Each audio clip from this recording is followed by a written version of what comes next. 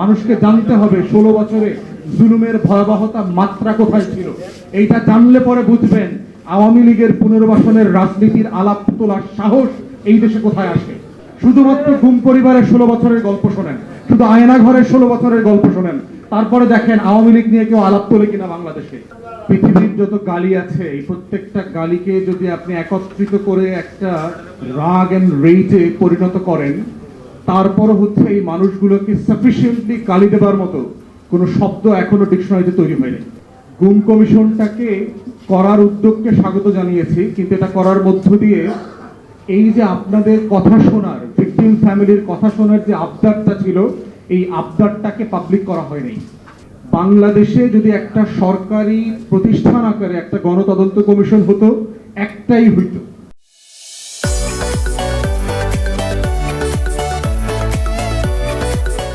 তখন ভয়েড নামক প্রতিষ্ঠানের হওয়ার প্রয়োজন ছিল না, মায়ের ডাকের প্রয়োজন ছিল না।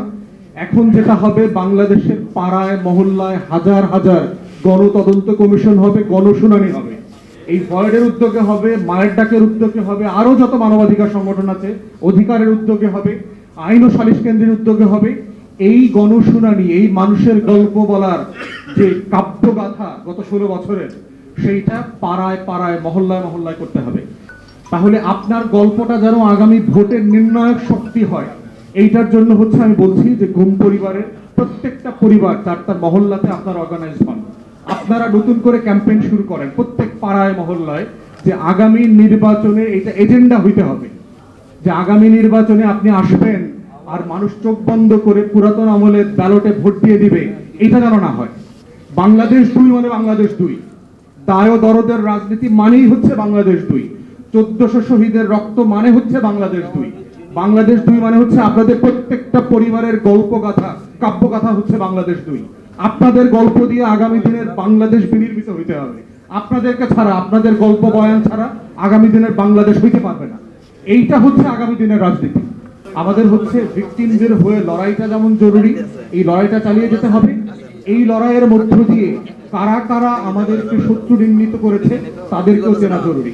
তাদের কোনো পরা ফাঁদে যেন আমরা না পড়ি, এবং এই ফাঁদে আমাদের আলেম ওলামায়ে কেরাম বহুবার পড়েছেন। এখানে অনেক আলেম ওলামায়ে কেরাম আছেন, আমাদের এই আলেম ওলামায়ে কেরামরা বারবার পশ্চিম এবং দিল্লির ফাঁদে, আওয়ামী লীগের ফাঁদে বারবার পড়েছেন এবং এখনো পড়ছেন বলে আমরা অনেক অনুষঙ্গ দেখতে পাচ্ছি। অতএব খুব সাবধান, আপনারা ফাঁদে পড়া মানে হচ্ছে এইখানকার কোটি কোটি মানুষ, কোটি কোটি মুসলমান বিপদে পড়বে আবার। এই জন্য হচ্ছে প্রতিবাদ করতে হবে, লড়াই করতে হবে, শত্রু চিনে করতে হবে, ন্যায্যতার ভিত্তিতে করতে হবে। নিজের হাতে আইন তুলে নেওয়া যাবে না। ঠিক একইভাবে হচ্ছে নোংরা কোনো ক্যাম্পেইনের অংশীদার হওয়া যাবে না।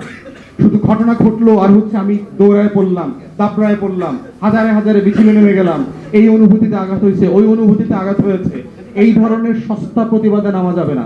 প্রত্যেকটা মিছিল মিটিং প্রতিবাদের আগে এটা ভাবতে হবে যে এটা কি ন্যায্য আছে কিনা, এখানে এটার ভিতরে কোনো ষড়যন্ত্র আছে কিনা, আমার দাড়ি টুপিকে বিক্রি করবে কিনা। এখানে বিশাল ঘটনা ঘটায় দাড়ি টুপিওয়ালাদের বিশাল সমাবেশ হয়ে গেল।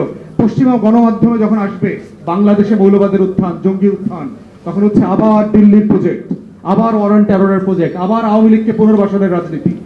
এই পুরো শত্রু মিত্রর বাস্তবতা হচ্ছে আমাদের প্রতিবাদী জনগোষ্ঠীকে মাথায় রাখতে হবে যে আমরা একই ভুল, একই ট্র্যাপে যেন আবার না পড়ি। সব মিলিয়ে হচ্ছে অন্তর্বর্তীকালীন সরকারকে আহ্বান করছি যে গুম কমিশনের যে কাজটা হয়েছে এটা অবশ্যই প্রশংসনীয়, আমরা এটাকে সাধুবাদ জানাই, কিন্তু একইভাবে গুম কমিশনকে আর একটা সেকেন্ড চ্যাপ্টার ওপেন করেন, একটা গণতদন্ত কমিশন করেন, ভিকটিম পরিবারের গল্প শোনেন, তাদের ট্রমার গল্পগুলো শোনা দরকার। পিটিভি এটাকে লাইভ সম্প্রচার করতে হবে, মানুষকে জানতে হবে 16 বছরে জুলুমের ভয়াবহতা মাত্রা কোথায় ছিল। এইটা জানলে পরে বুঝবেন আওয়ামী লীগের পুনর্বাসনের রাজনীতির আলাপ তোলার সাহস এই দেশে কোথায় আসে, সে তখন বোঝা যাবে। শুধুমাত্র গুম পরিবারের 16 বছরের গল্প শোনেন, শুধু আয়না ঘরের 16 বছরের গল্প শোনেন, তারপরে দেখেন আওয়ামী লীগ নিয়ে কেউ আলাপ তোলে কিনা বাংলাদেশে। এটাই হচ্ছে আগামী দিনের বাস্তবতা। এবং যদি এটাকে দিয়ে আপনারা সাত দিয়ে মাছ ঢাকার ব্যবস্থা করেন, চেষ্টা করেন, পারবেন না। এটা আবার ইমপ্লোড করবে, কারণ কষ্টকে যদি আপনি ইনসাফের ভিত্তিতে ভেন্টিলেট করতে না দেন, এই কষ্ট বারবার জেগে উঠবে, এই কষ্ট বারবার বিভিন্ন ফর্মে ফিরে আসবে এবং সেই কষ্ট আপনি নিয়ন্ত্রণ করতে পারবেন না। এর একমাত্র জায়গা হচ্ছে এই কষ্টের কথা শুনতে হবে, ইনসাফ করতে হবে। প্রত্যেকটা ব্যক্তি, প্রত্যেকটা পরিবার, প্রত্যেকটা মজলুমের প্রতি ইনসাফ করাই হচ্ছে বাংলাদেশ 2-এ দায় এবং দরদের রাজনীতি। আপনাদের এই লড়াইতে আমরা আছি, থাকবো ইনশাল্লাহ, যতদিন না পর্যন্ত ইনসাফ পাওয়া যাচ্ছে।